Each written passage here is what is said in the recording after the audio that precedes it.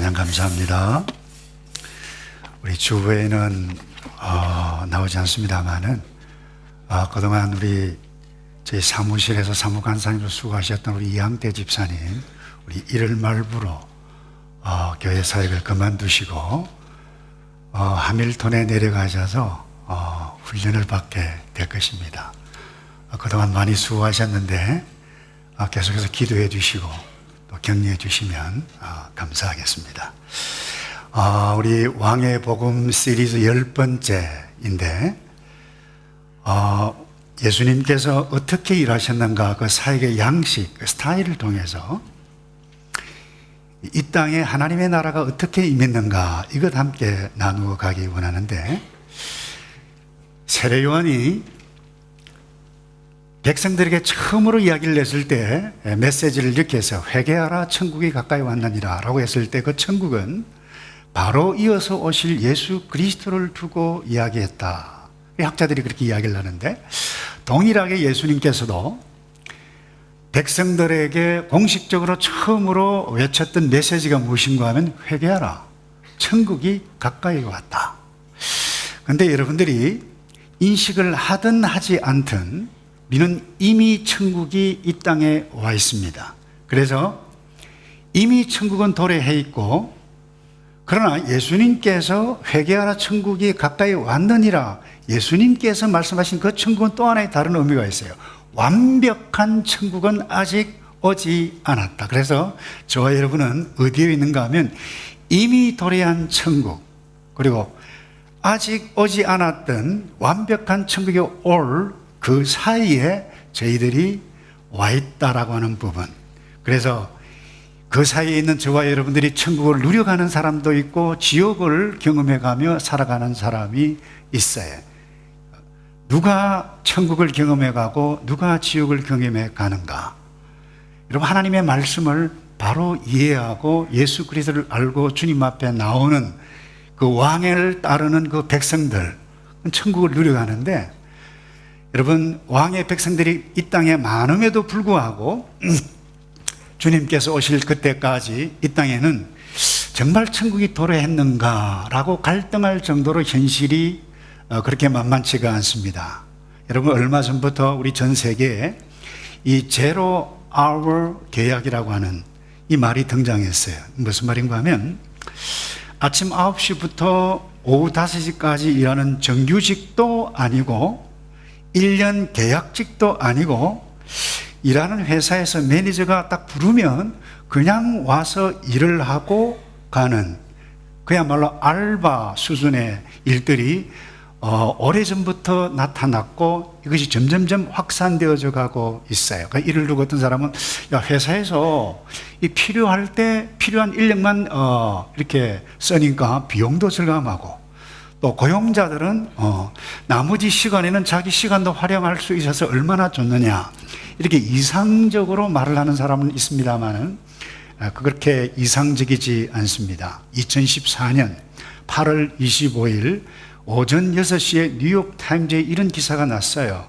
던킨 도너츠 매장에서 일하던 한 노동자, 정확하게 이름이 마리아 페르난데스라고 하는 자매인데, 차에 시동을 걸어놓은 채 쪽잠을 자다가 이산화탄소에 질식되어서 죽은 사건이 일어났어요. 하나의 엄마였어요.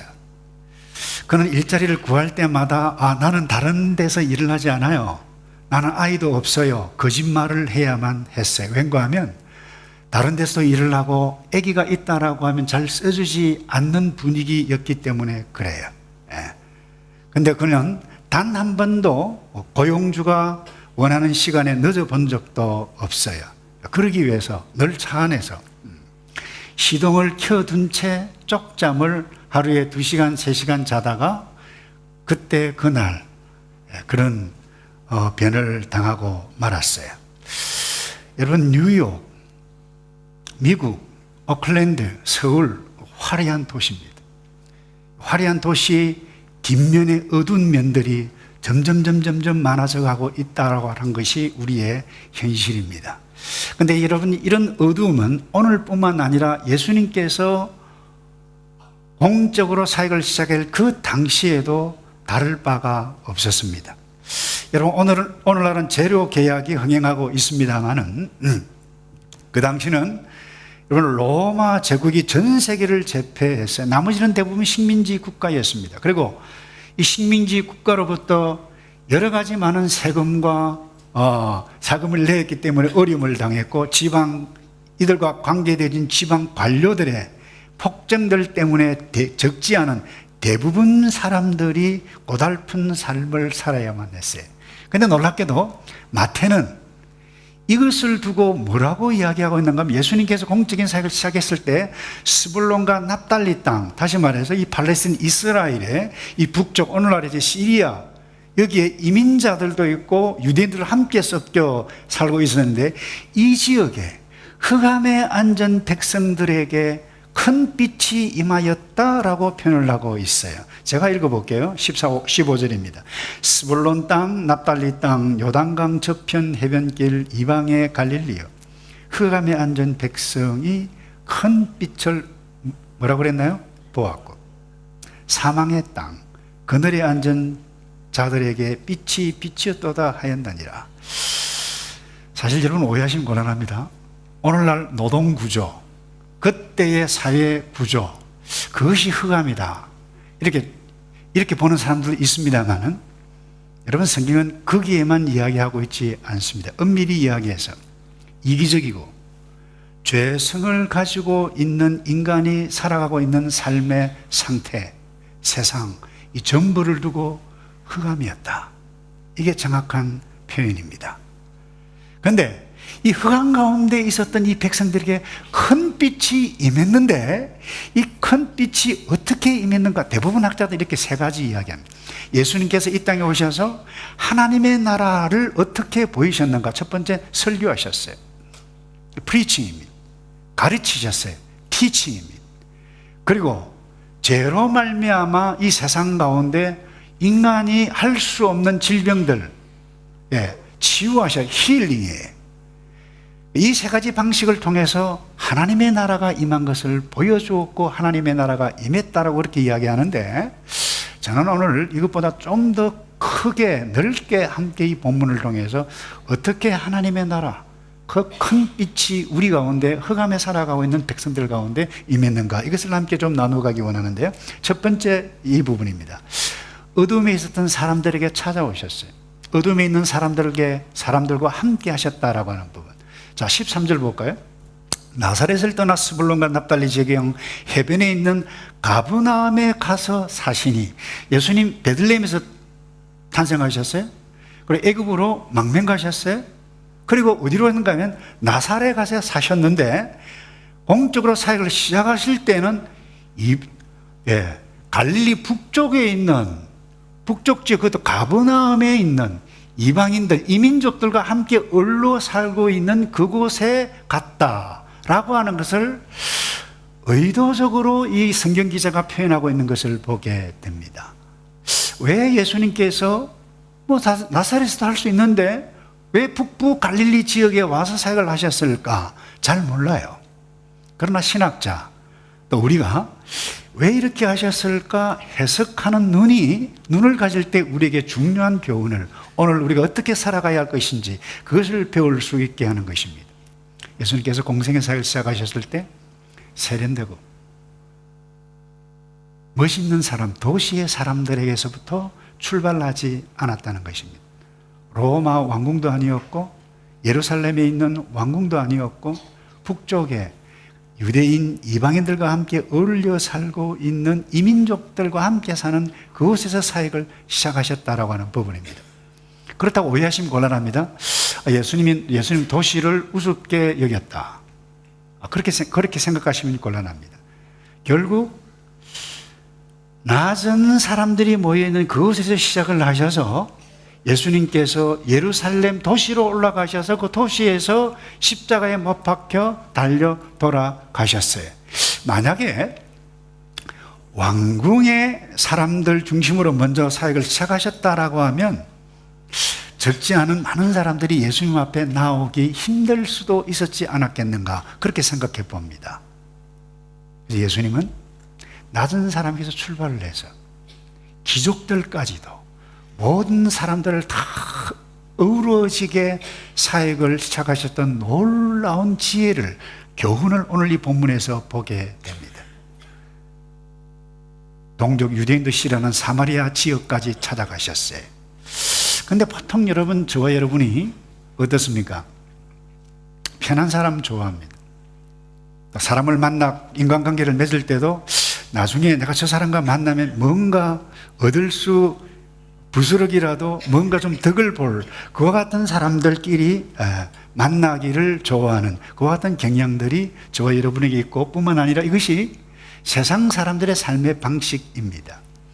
그런데 예수님의 삶의 스타일, 삶의 양식은, 사역의 스타일은 이러하지 않았다는 것입니다. 특별한 부류, 특별한 사람들, 집중한 것이 아니라 모든 사람을 얻기 위해서 가장 가난한 사람, 여러분 탄생 사건을 통해서 나타납니다. 말구유에 태어나셨어요. 왕이, 왕 중의 왕이.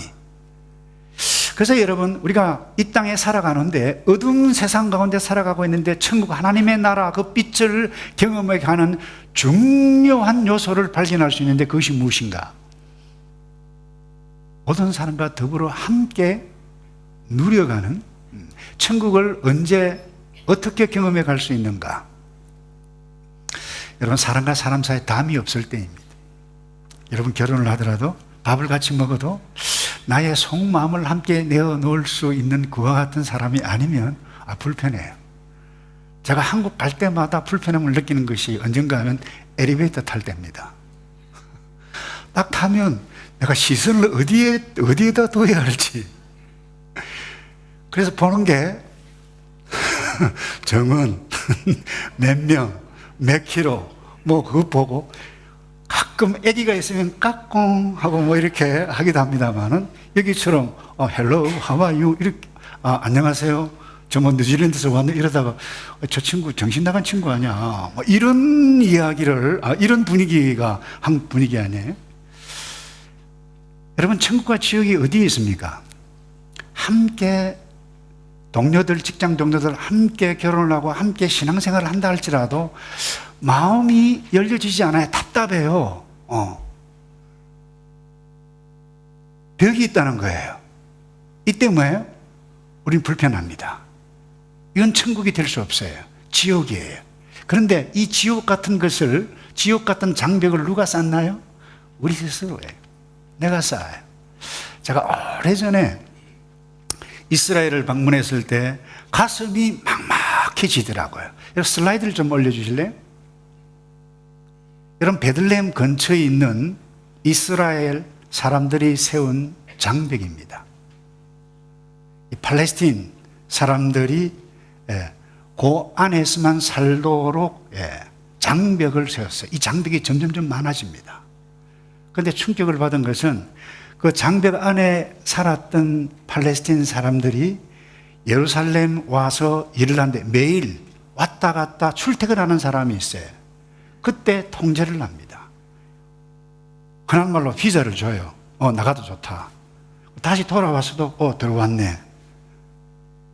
그러면서 그와 같은 강요, 같은 땅인데 그것도 하나님의 예루살렘, 평화의 기초라고 하는 그와 같은 의미를 담고 있는 그 땅에 이와 같은 분리의 장벽들을 만드는 것 보고, 거기에 서로 원망이 있고 아픔이 있고 상처가 있는 것을 보고 제가 가슴이 답답해지더라고요. 흑암을 누가 만들었나요? 흑암에 앉아있는 사람들이 누군가요? 그들이 누굽니까? 장벽을 만든 사람들, 그 장벽 때문에 상처를 입었던 사람들, 그 장벽 때문에 소외를 느끼고 상처받는 사람들이 누굽니까? 우리 스스로 장벽을 만들어가요. 배우자의 장벽을 스스로 만들어갑니다. 부모 자식 간의 장벽도 스스로 만들어가요. 형제 자매 장벽도 스스로 만들어가요. 여러분, 누가 만들어가나요? 우리 스스로. 혹시 여러분, 우리 가운데 난 아무리 생각해도 난 너와 달라, 수준이 달라, 난 너와 상종할 수 없는 사람이야, 혹시 이런 마음을 가지고 어떤 사람을 의심하거나 어떤 사람을 거리를 두거나 그렇게 하게 되어지면 본인 스스로 상처가 있다라고 하는 증거일 수도 있을 것입니다. 근데 그것 때문에 다른 사람을 의심할 수 있습니다. 부모까지도 의심해요. 부모가 사랑을 해주지 않고 인정해주지 않으니까 엄마, 나는 엄마 맞아? 이것이 오늘날 세상 우리 가운데 일어나고 있는 일들입니다. 여러분, 혹시 누군가 스스로의 벽을 쌓고 어둠 가운데 있다라고 하면 이제 그 사람과 함께 하게 되어질 때에 여러분, 어둠에 앉아 있었던 그 백성들에게 빛으로 오신 예수 그리스도의 빛을 만난 사람인 줄로 믿습니다. 여러분, 그것이 왕을 알고 복음을 아는 자가 누리는 믿음입니다. 여러분, 믿음이 무엇입니까? 이 예수님의 이 레슨, 예수님의 교훈을 붙잡고 이것만이 천국을 여는 새로운 길을 여는 것이다 라고 믿고 나아가는 사람이 믿음의 사람이라고 하는 사실. 그럼 두 번째요, 어떻게 예수님께서 이 어둠에 있는 사람들에게 천국과 빛을 비치게 해 가셨는가? 이런 분명한 삶뿐만 아니라 분명한 메시지가 있었습니다. 그러니까 16절을 제가 다시 볼게요. 여기 보면 흑암에 앉은 백성이 큰 빛을 보았고 사망의 땅과 그늘에 앉은 자들에게 빛이 빛이었도다 하였느니라. 자, 그러니까 이것은 오래전 740년 전 이사야 선지자가 한 말을 마태가 인용해서 지금 기록하고 있는 거예요. 그러니까 흑암 가운데 있는 큰 빛을 누구라고 하는 거예요? 예수 그리스도라고 하는 부분이에요. 뿐만 아닙니다. 예수님께서 스스로 빛으로 하셨을 뿐만 아니라 사도 요한이 예수 그리스도를 한번 따라서 합시다. 그분은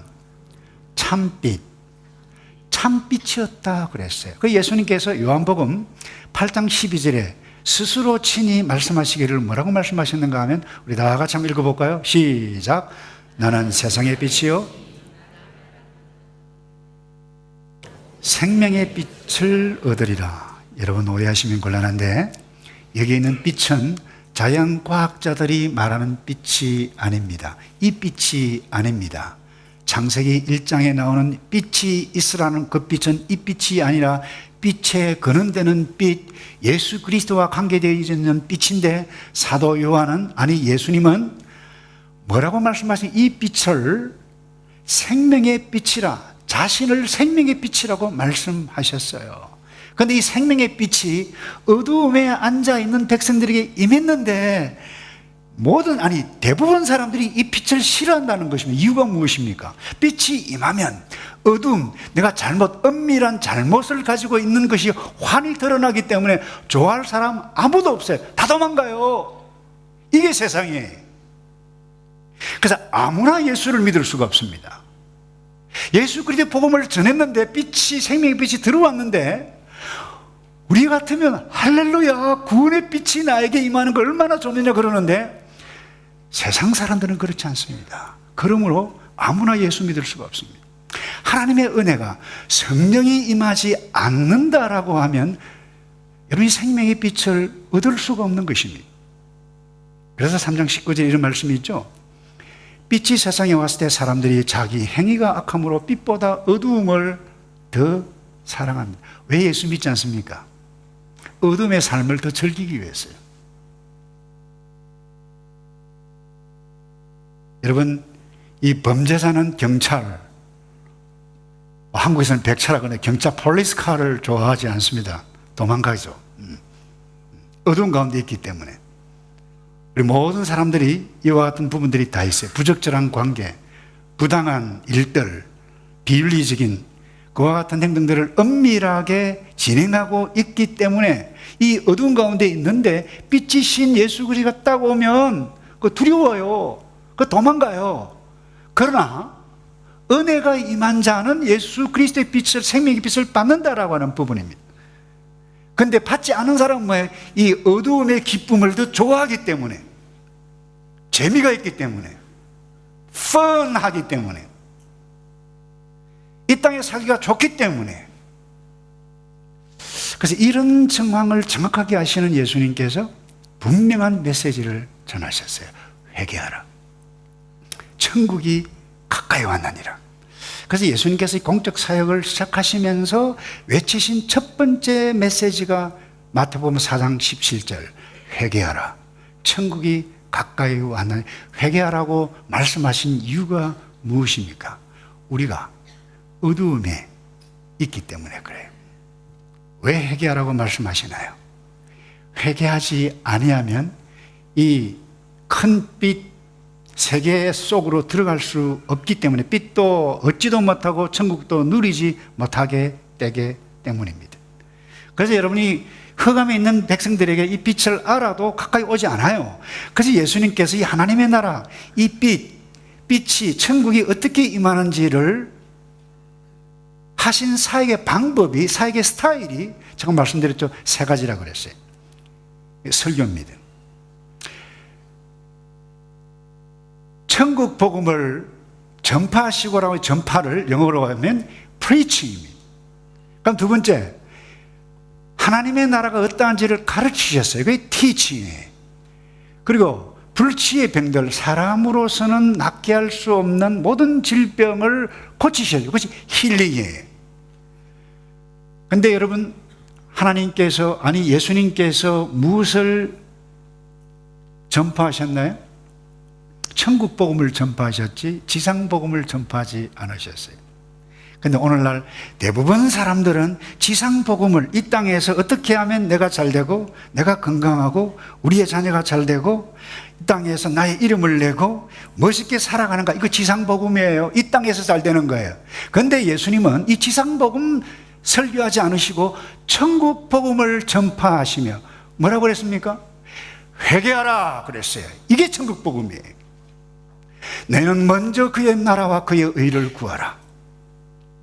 그리하면 공중에 새 나는 것 보지 않았느냐? 노래가지 않는다. 그럼에도 불구하고 하나님께서 다 입히신다. 먼저 그의 나라, 그의 의를 설교를 하셨지, 어떻게 하면 이 땅에서 건강하게 성공가도 행복의 고속도로를 달릴 수 있는가, 그건 말씀하신 적이 없어요, 예수님은. 근데 우리는 어디에 길들여져 있나요? 이 지상복음에 길들여져 있어요. 그러다 보니까 빛으로 나가지 못해요. 그래서 이것을 천국복음을 증거하실 뿐만 아니라 천국에 관해서 비유로 가르치셨어요. 그리고 마지막으로 치유하셨는데, 왜 치유를 하셨는가? 이 흑암에 있는 백성들이 하나님의 권세가 아니고는 이와 같은 유의 질병을 낫게 하실 수가 없다라고 하는 것을 알 수 있도록, 확신할 수 있도록, 그분의 권세가 어떤 권세, 그분의 근위가 어떤 근위인지를 알 수 있도록, 그분이 만왕의 권세를 지니고 있다라고 하는 것을 확증하기 위해서 치유하셨어요. 정리합니다. 예수께서 이 땅에 오신 것은 설교하시는 것이 목적이 아니었습니다. 교육하는 것이 목적이 아니었습니다. 사람 치유하는 것이 목적이 아니었습니다. 흑암에 있는 사람들, 이 세 가지 방법을 통해서, 빛이 누구냐? 예수 그리스도. 그분을 알고 그분의 가르침을 따라 살아서 빛의 삶을 살도록 하는 것이 목적이었어요. 이런 의미에 있어서 여러분들이 이분이 누군지를 알고, 그분이 빛이고, 그분의 피가 아니면 내가 하나님의 백성이 되어질 수가 없고, 그분의 은혜로 여기에 와서 이 그야말로 더움을 헤쳐나 2부 예배 드리는 이 백성들은, 아, 나는 하나님의 백성이고 이미 모든 것이 회복되어진 사람이라고 하는 것을 확신해야 할 줄로 믿습니다.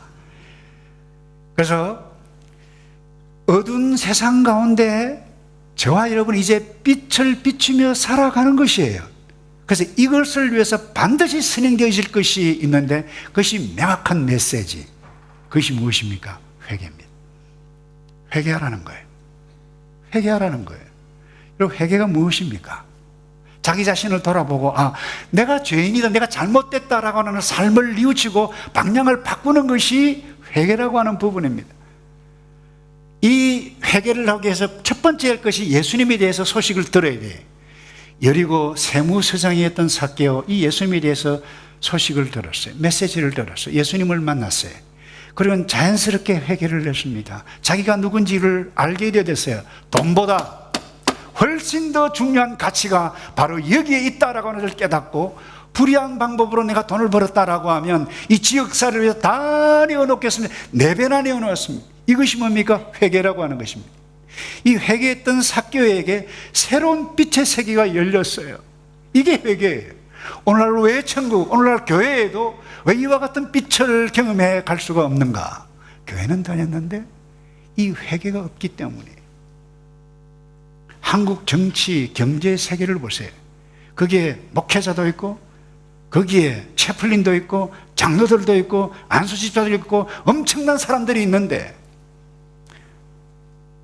이 빛을 함께 빛의 세계를 비추지 못하는, 그와 같은 천국을 누려가지 못한 이유가 무엇입니까?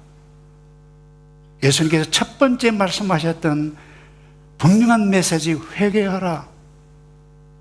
여러분이 회개하지 않으면 예수를 믿을 수가 없어요. 예수를 믿으면 회개하게 되어져 있어요. 회개해야 예수가 들어와요. 회개해야 빛의 세계가 열린다라고 하는 부분입니다. 그런데 오늘 우리는 뭐예요?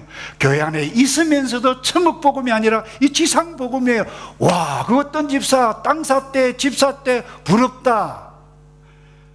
부럽지만은 그것보다 더 존귀한 가치가 예수 그리스도 안에 있다라고 하는 것을 믿고 살아가는 사람이 왕의 백성이, 그게 빛의 세계에 살아가는 사람이어야 할 줄로 믿습니다. 그래서 여러분, 예수님께서 회개하라고 하는 이 단순한 메시지, 명령하신 이유가 바로 여기에 있어요. 회개가 없으면 빛이 열리지 않습니다. 회개가 없으면 장벽이 무너지지가 않습니다. 큰 빛, 생명의 빛이신 예수 그리스도를 만나기 위해서는 회개가 있었던 사람이에요. 그래서 저는 이런 의미에 있어서 여러분은 다 회개가 있는 사람인 줄로 믿습니다. 그렇기 때문에 우리는 작은 회개를 날마다 해가는 이 삶이 빛의 조명을 받아서 우리의 삶을 삶 가운데 돌아보는 삶, 그때 빛의 세계가 삶의 구석구석에서 열리는 줄로 믿습니다. 마지막으로요, 예수님께서 어떻게 이 흑암에 살아가고 있는 백성들 가운데 빛의 세계를 보여주셨는가? 다양한 형편의 사람들을 일꾼으로 보셨어요. 한번 따라서 하십시다. 다양한 형편의 사람들을 일꾼으로 보셨습니다. 자, 예수님께서 오신 목적은 딱 하나입니다. 하나님의 나라가 무엇인지를 보이시고, 하나님의 나라를 건설하시고 확장하시고, 이 일들이 주님께서 다시 오실 때까지 이 일들이 계속하기 위해서 오셨어요. 그런데 혼자 하지 않으셨다는 거예요. 결코 혼자 하지 않으셨어요. 사람을 선택했는데 어떤 사람을 선택했습니까? 오늘 18절을 볼까요? 갈릴리 해변에 다니시다가 두 형제 곧 베드로라는 시몬과 그의 형제 안드레가 바다에 그물 던지는 것을 보시니 그들은 어부라 말씀하시되, 다 같이 할까요? 시작. 나를 따라오라. 내가 너희를 사람 낚는 어부가 되게 하리라 하시니. 이런 세상은 영향력 있고 실력 있는 사람들 뽑아요. 회사도 그렇고, 죄송합니다만 교회도 그래요. 할 수 있으면 실력 있고 똑똑하고 일 잘하는 그 같은 사람 뽑기를 원해요. 근데 만약에 이와 같은 관점으로만 예수님께서 사람을 뽑았다라고 하면 오늘 본문에 이 비린내 나는 이 물고기 잡는 어부들 선택하지 않았을 것입니다. 로마로 갔을 것입니다. 예루살렘 궁전에 가서 귀족들을 선택했을지 모릅니다. 그런데 예수님은 그렇게 하지 않으셨어요. 평범한 사람 일부를 선택하셨어요. 어부였습니다. 객관적으로 보면 평범하기 짝이 없는 사람들입니다. 사회적으로 보면 큰 인물이 되기에는 저만치 멀리가 있는 사람들입니다. 한마디로 말해서 별 볼 일 없는 사람들입니다. 그런데 여러분, 예수님은 이 어부들을 바라보는 시각이 달랐어요. 사람 낚는 어부로 보았다는 거예요. 현재는 그야말로 서글픈 사람들이에요. 형편없는 사람들이에요. 그런데 어떤 시각을 보았느냐? 장차 사람을 낚는 어부. 이것이 예수님의 사역의 스타일이었어요. 우리가 눈여겨보아야 할 부분이 이 부분입니다. 근데 우리는 천국 대신 어둠을 경험하는 이유가 이 가운데 바로 여기에 있어요. 모든 사람을 이런 눈으로 보지 않습니다. 내 편 봅니다. 내 마음에 드는 사람 봅니다. 언제 천국이 임하느냐? 여러분의 가정에 언제 큰빛 하나님의 나라가 임하느냐? 예수님께서 보셨던 사람을 보는 이 눈을, 이 시각을 가지고 볼 때입니다. 다시 정리합니다, 여러분. 하나님은 실력 있는 사람 좋아하세요. 근데 실력 없는 사람도 가치 있게 여기시고 좋아하십니다. 하나님 잘생긴 사람 좋아하세요. 그러나 사람들이 생각할 때 얼굴이 좀 그렇다라고 생각하는 그 사람도 사랑하세요. 세상은 1등만 좋아합니다. 잘생긴 사람만 좋아합니다. 그러니 왜 제가 가끔 미리 한국 가면 그래요. 여자분들을 지나가는 여자분들은 얼굴이 다 똑같은 것 같아요. 네, 다 똑같아요. 하얗고, 네. 이 가름하고. 그래서 오죽하면 성형 강국 대국이라는 말까지 들었나요? 여러분, 하나님께서 다스리는 천국은 한국의 가치, 중국의 가치, 세상의 가치, 자본주의 가치와 다릅니다. 다 다릅니다. 키 큰 사람, 키 작은 사람, 때로는 출생하는 과정에 있어서 잘못되어져서 보통 사람과 다른 모습이라 할지라도 인간의 형상을 지니고 생명을 가지고 있다라고 하면 그야말로 가치 있는 존재로 여김을 받는 그 나라가 하나님의 나라라고 하는 사실. 그래서 눈송이가 다 달라요. 사람이 다 달라요. 모두가 다 다르게 창조하셨어요. 물고기도요, 같은 물고기 하나도 없어요. 한번 보세요. 얼마나 다양하신. 조금 부정적으로 표현하면 하나님은 정말 장난기가 많으시다. 이 열대를 보면요, 눈이 하나밖에 없어요. 다니는데. 얼마나 귀여운지. 근데 그 가치 있게 하나님께서 만드신 세상이에요, 그것이. 근데 예수님은 이런 모든 사람들을 천국의 일꾼으로 바라보는 시각을 가지고 있었다라고 하는 부분입니다. 이유는 딱 하나입니다. 동일한 가치 있는 존재이기 때문에, 사랑받아야 할 사람이기 때문에. 그런데 단 하나님의 나라 일꾼은 조건이 있습니다. 그들이 회개하지 않는 한 하나님의 나라 일꾼이 될 수가 없습니다. 예수 안에 있기 위해서 회개가 있어야만 합니다. 또 하나, 웨런 USB가 오늘 이 본문을 해석을 하면서 이렇게 해서, 예수님께서 모든 사람을 다 천국의 일꾼으로 보셨다. 근데 놀라운 한 가지를 발견할 수 있다. 어부들, 게으른 사람들이 아니다. 성실하다. 하나님의 창조 질서 은사가 물고기 잡은 직업이라고 하면 그 직업에 대해서 책임을 지는 사람이었다. 물고기 잡을 때만 열심히 일하는 것이 아니라 잡고 난 이후에 잡지 못했을 때라도 그물을 싣고 그물을 깃고, 언제 고기가 잘 잡힐까 끊임없이 성실하게 살았던 사람들이다. 그래서 회개 없이 일꾼이 될 수 없습니다. 성실 없이 하나님의 나라 일꾼이 될 수 없다라고 하는 부분입니다. 근데 여러분, 자본주의 이 세상 가치는 회개도 없고 성실도 없고, 내가 기뻐하고 그럼에도 불구하고 나는 평등하게 대접을 받아야 돼, 존중을 받아야 돼. 이건 사탄의 생각입니다. 사탄은 회개하지 못하게 합니다. 사탄은 성실하게 살지 못하게 합니다. 예수님께서 모든 사람 하나님의 나라 일꾼으로 보지만 회개, 성실. 그런데 이것이 없이는 결국 자기 왕국을 이루고 갑니다. 말씀을 맺습니다. 여러분, 예수님의 가치와 비전이 무엇입니까? 모든 사람이 회개하여 천국 일꾼이 되는 것입니다. 예수님께서 이와 같은 비전으로 사람을 바라보셨어요. 여러분, 우리 교회의 비전, 가치가 무엇인지를 아세요? 바로 이 비전이에요.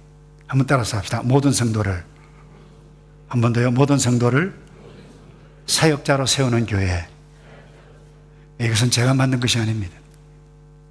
교회가 만든 것이 아닙니다. 이게 예수님의 가치입니다.